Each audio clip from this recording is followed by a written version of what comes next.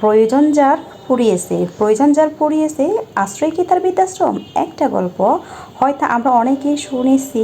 ছোট একটা সংসার, বাবা মা, ছোট ছেলে এবং ছেলেটার দাদার অনেক বয়স হয়ে গেছে, কোনো কাজ করার শক্তি নেই, সারাদিন এক বিছানায় পড়ে থাকে। একদিন ছেলেটার বাবা একটা ঝুড়ির উপর বুড়োকে বসিয়ে জঙ্গলের উদ্দেশ্যে রওনা দিল।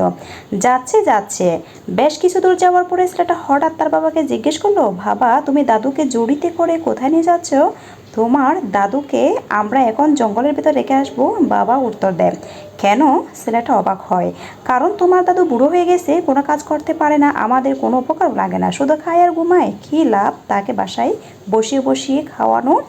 তাই তাকে আমরা জঙ্গলে রেখে আসতে যাচ্ছি। ও, কিছুক্ষণ কি যেন ভাবে ছোট ছেলেটা, তারপর বলল, ঠিক আছে বাবা, কিন্তু দাদুকে রেখে আসার সময় আমরা কিন্তু অবশ্যই জুড়িটা নিয়ে আসবো। কেন? একটু অবাক হয় বাবা। কারণ